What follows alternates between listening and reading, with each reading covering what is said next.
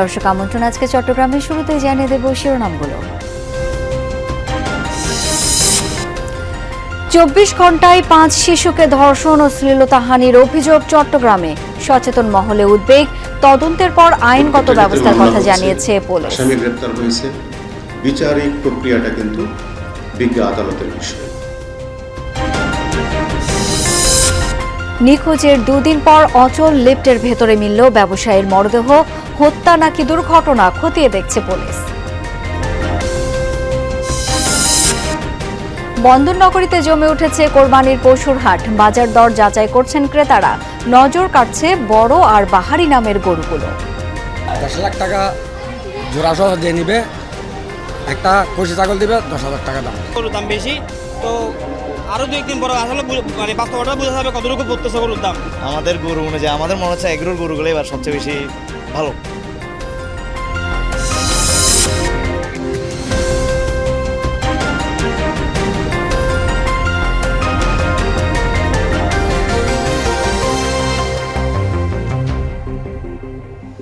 এতক্ষণ শিরোনাম দেখছিলেন, আপনাদের সাথে আছি আমি শাওন দত্ত। জানাবো বিস্তারিত। চট্টগ্রামে কি হচ্ছে এসব? একের পর এক মিলছে শিশু ধর্ষণের অভিযোগ। সবশেষ 2 বোনকে ধর্ষণ চেষ্টার অভিযোগে আটক হয়েছে মাদ্রাসা শিক্ষক। শুক্রবারও আক্রান্ত হয়েছে 3 শিশু। এসব ঘটনায় গ্রেপ্তার হয়েছে 4 জন। 24 ঘন্টায় 5 শিশুকে ধর্ষণ ও শ্লীলতাহানির অভিযোগ ভাবিয়ে তুলছে সবাইকে। নগরীর আমবাগানে এই মাদ্রাসায় 10 বছর ও 6 বছর বয়সী 2 বোনকে ধর্ষণ চেষ্টার অভিযোগে মাদ্রাসাটির শিক্ষক আব্দুল বাতেনকে এলাকাবাসী আটক করে পুলিশে সোপর্দ করে। ওই শিক্ষক মাদ্রাসাটির দোতলায় অবস্থিত মসজিদেরও মুয়াজ্জিন। ঘটনার পর থেকে বন্ধ রয়েছে মাদ্রাসার কার্যক্রম। তো হুজুর বলতেছে আমি একলা কিভাবে ক্লাসটা করাবো, যে এখন মসজিদ সাবজেক্টে ওইখানে চলে গেছে, থানা নিয়ে গেছে, এই জন্য মানে কি ক্লাসে আমাদের তো একলা সম্ভব নয়। কেন ইমাম সাহেব আমাদেরকে বলছে। বুধবার ঘটনাটা একটু উল্লেখ হয়েছে, হালকা মানে মানুষ, তখন শুক্রবারে পুরোপুরিটা মানুষজন আসছে। খুলশী থানায় ওই শিক্ষকের বিরুদ্ধে ধর্ষণ চেষ্টার মামলা করে ভুক্তভোগী শিশু দুটির পরিবার।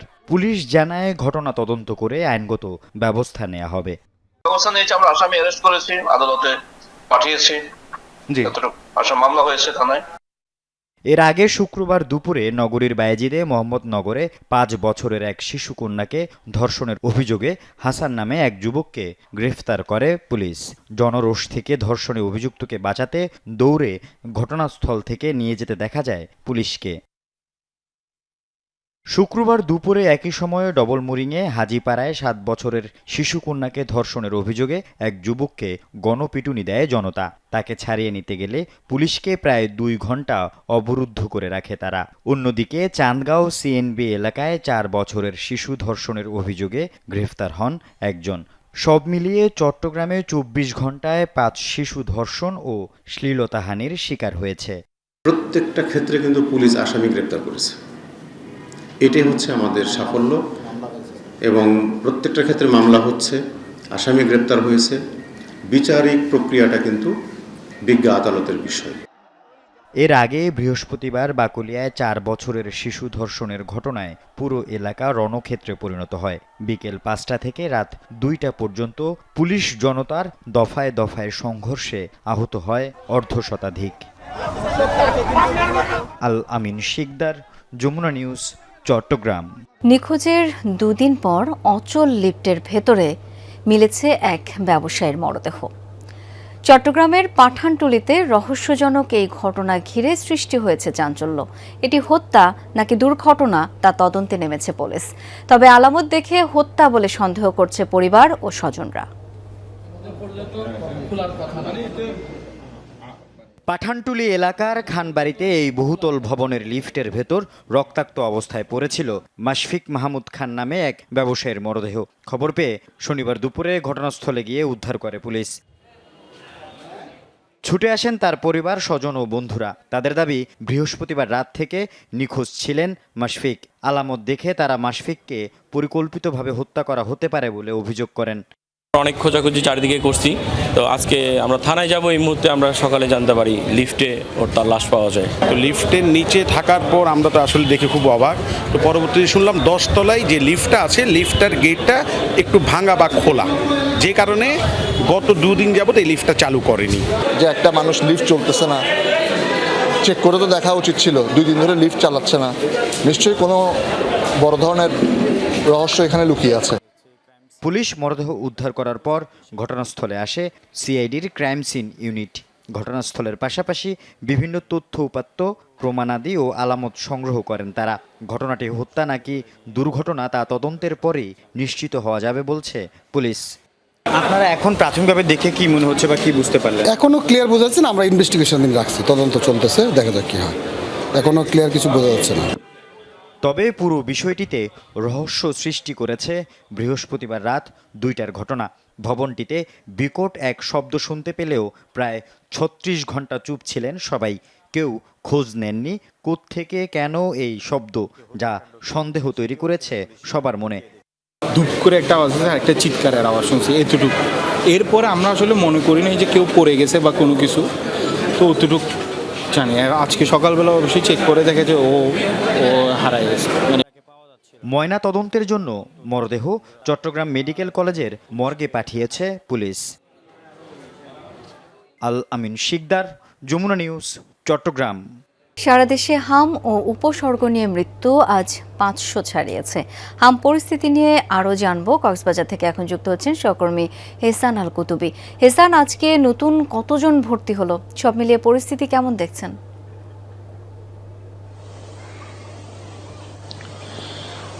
কক্সবাজারে নতুন করে 66 জন ভর্তি হয়েছে কক্সবাজারের হাসপাতালগুলোতে, এবং এর পাশাপাশি এ পর্যন্ত ভর্তি রয়েছে হাসপাতালগুলোতে 204 জন। তন্মধ্যে কক্সবাজার সদর হাসপাতালে রয়েছে 114 জন, এবং চকরিয়াতে 33 জন, পেকুয়াতে 17 জন, উকিয়া 14 জন, এবং এভাবেই টোটাল হচ্ছে 204 জন। এবং কক্সবাজারে এ পর্যন্ত একজন রোহিঙ্গা শিশুসহ টোটাল 18 জনের মৃত্যু হয়েছে। আমরা যদি টোটাল হিসাব করি, গত মার্চের 29 তারিখ থেকে এ পর্যন্ত কক্সবাজারের হাসপাতালগুলোতে হামে আক্রান্ত হয়ে ভর্তি হয়েছে 2477 জন। তো এ পর্যন্ত এটুকুই। কক্সবাজারের যে 8টি উপজেলায় হাসপাতাল রয়েছে, উপজেলা স্বাস্থ্য কমপ্লেক্স, সেই উপজেলা স্বাস্থ্য কমপ্লেক্সগুলোতে আইসোলেশন সেন্টারও রয়েছে। আইসোলেশন সেন্টারের মধ্যে শুধুমাত্র কক্সবাজার সদর হাসপাতালটা 250 শয্যার, এখানে কিন্তু মাত্র 20 শয্যার আইসোলেশন সেন্টার রয়েছে। তবে এই 20 শয্যায় কক্সবাজারের এই সদর হাসপাতাল যেহেতু 8 উপজেলা থেকে হামসহ বিভিন্ন রোগী আক্রান্ত হয়ে এখানে আসেন, এবং এর পাশাপাশি 12 লাখের অধিক রোহিঙ্গা কক্সবাজারে রয়েছে। এই রোহিঙ্গারাও কিন্তু চিকিৎসা নেওয়ার জন্য কক্সবাজার সদর হাসপাতালে চলে আসেন। সেক্ষেত্রে কক্সবাজার সদর হাসপাতালের আইসোলেশন সেন্টার যে ব্যবস্থা সেটি আরও বাড়ানোর কথা বলা হচ্ছে, বিভিন্ন দাবি উঠছে। এবং পাশাপাশি কক্সবাজারের অন্যান্য যে হাসপাতালগুলো রয়েছে, সেই হাসপাতালগুলোর মধ্যে মহেশখালী এবং রামু হচ্ছে কক্সবাজারের সবচেয়ে হটস্পট ধরা হয়েছে শুরু থেকে।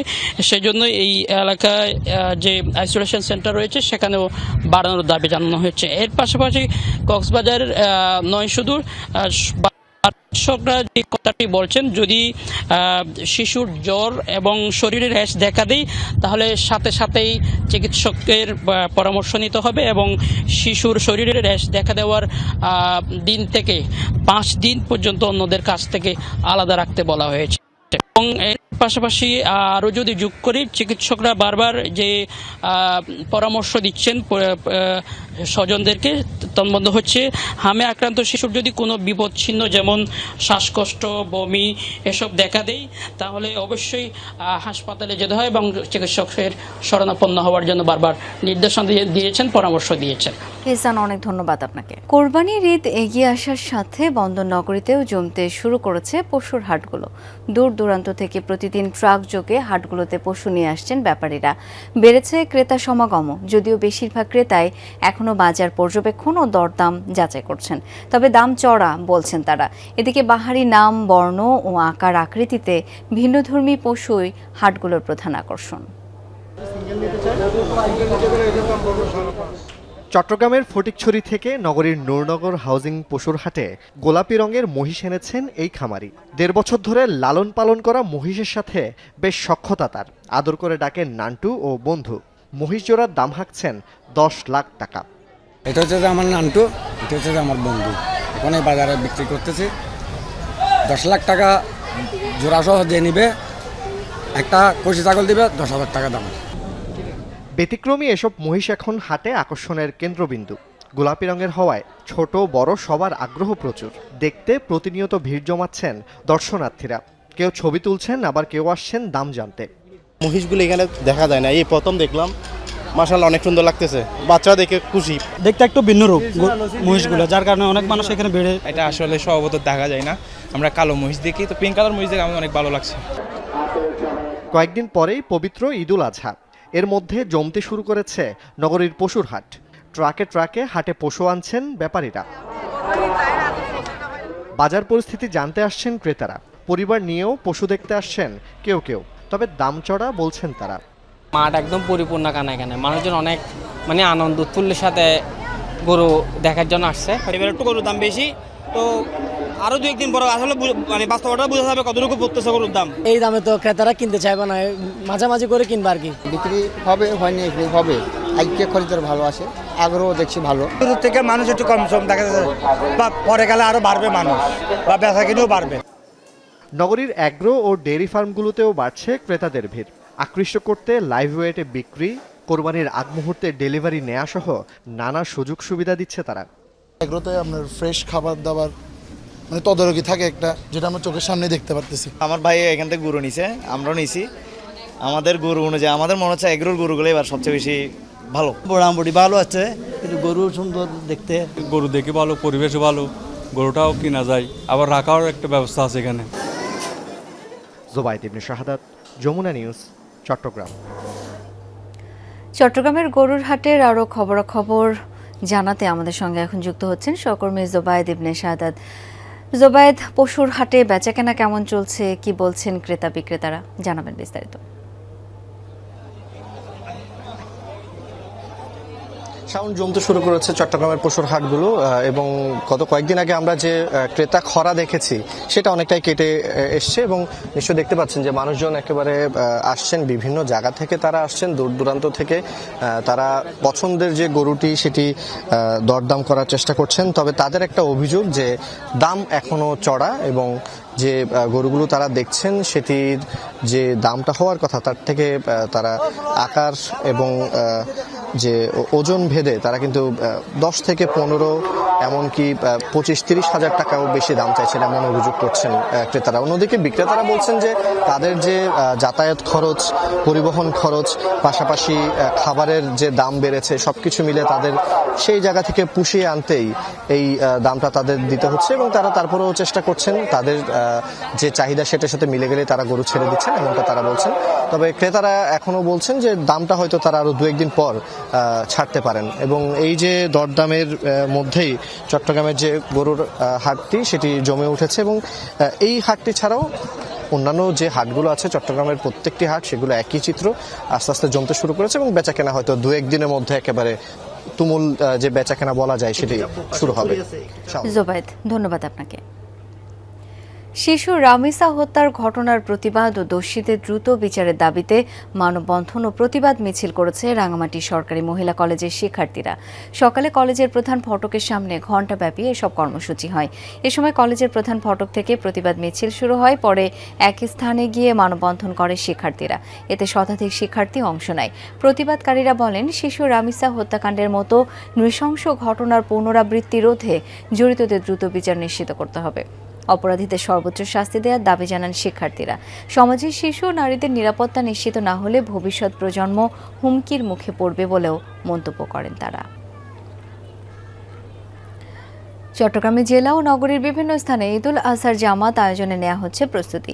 এই উপলক্ষে জেলা প্রশাসন সম্মেলন কক্ষে কেন্দ্রীয় ঈদ জামাত কমিটির প্রস্তুতি সভায় জানানো হয়, এবার প্রধান জামাত অনুষ্ঠিত হবে সকাল 8টায় জেলা স্টেডিয়ামের জিমনেশিয়াম মাঠে।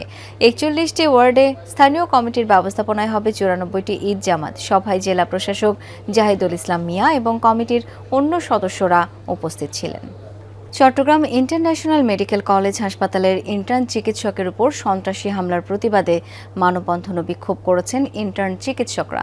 হাসপাতাল প্রাঙ্গণে এই কর্মসূচি থেকে তারা ডাক্তার ইশফাকুল ইসলামের উপর হামলাকারীদের দ্রুত গ্রেপ্তার এবং প্রশাসনের কার্যকর পদক্ষেপ গ্রহণের দাবি জানান। পরিকল্পিতভাবে সন্ত্রাসী হামলা চালানো হলেও এখন পর্যন্ত জড়িতদের বিরুদ্ধে দৃশ্যমান কোনো ব্যবস্থা না নেয়ায় ক্ষোভ প্রকাশ করেন ইন্টার্ন চিকিৎসকরা। গ্রেপ্তার না করলে অনির্দিষ্টকালের কর্মবিরতির হুঁশিয়ারি দেন তারা। বাংলাদেশ সিএনজি অটোরিকশা ও হালকা যান পরিবহন শ্রমিক ফেডারেশনের উদ্যোগে শ্রমিক সম্মেলন অনুষ্ঠিত হয়েছে চট্টগ্রামে। লালদিঘি এলাকায় সিটি কর্পোরেশন মিলনায়তনে এই সম্মেলনে বক্তারা শ্রমিকদের জীবন মান উন্নয়নে বিভিন্ন দাবি পূরণে সরকারের প্রতি আহ্বান জানান। এ সময় শ্রমিক দল নেতা এম নাজিম উদ্দিন, বিএনপি নেতা আবুল হাশেম বক্কর সহ অন্যরা বক্তব্য রাখেন। পরে কাউন্সিল অধিবেশনে মোহাম্মদ শিপনকে সভাপতি এবং জহির উদ্দিনকে সাধারণ সম্পাদক করে মহানগর কমিটি ঘোষণা করা হয়। তৃণমূল পর্যায়ে সুবিধা বঞ্চিতদের চিকিৎসায় ফ্রি মেডিকেল ক্যাম্প চালু হয়েছে রাঙামাটির বনরূপায়। বনরূপা দায়রা ভবনে শাহ এমদাদিয়া জেলা কমিটি আয়োজিত দিনব্যাপী ক্যাম্পে 181 জনকে বিনামূল্যে চিকিৎসা সেবা ও ওষুধ প্রদান করা হয়। এছাড়া ব্লাড ডোনার্স গ্রুপের ব্যবস্থাপনায় 44 জন স্বেচ্ছায় রক্তদান করেন। সুবিধা বঞ্চিত সাধারণ মানুষের সেবায় এই ধরনের মানবিক সহায়তা কার্যক্রম আগামীতেও অব্যাহত রাখার কথা জানান আয়োজকরা। এ সময় সংগঠনের রাঙামাটি শাখার নেতারা উপস্থিত ছিলেন।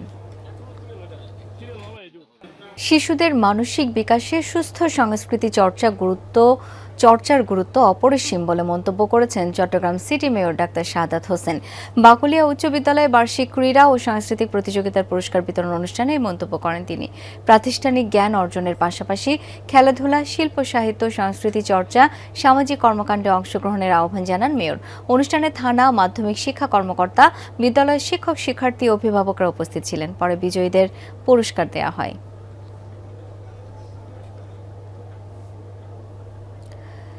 গীতাধ্বনি সনাতন বিদ্যা মন্দিরের ৩য় প্রতিষ্ঠাবার্ষিকী উপলক্ষে গীতা উৎসব অনুষ্ঠিত হয়েছে চট্টগ্রামে। প্রেস ক্লাব মিলনায়তনে এই উৎসবে বক্তারা সংগঠনের বছরব্যাপী কার্যক্রম এবং আগামীর কর্মপরিকল্পনা তুলে ধরেন। সৃজনশীল এবং সচেতনতামূলক বিভিন্ন আয়োজন অব্যাহত রাখার কথা জানান। অনুষ্ঠানে পার্বত্য চট্টগ্রাম উন্নয়ন বোর্ডের সদস্য সুমন বড়ুয়া, গীতা শিক্ষা কেন্দ্র ও স্বাস্থ্য অধিদপ্তরের কর্মকর্তা সহ অনেকে বক্তব্য রাখেন। পরে শিক্ষার্থীদের মধ্যে সনদ ও পুরস্কার বিতরণ করা হয়। এই ছিল আজকে চট্টগ্রামের আয়োজনে। ধন্যবাদ এতক্ষণ সাথে থাকার জন্য।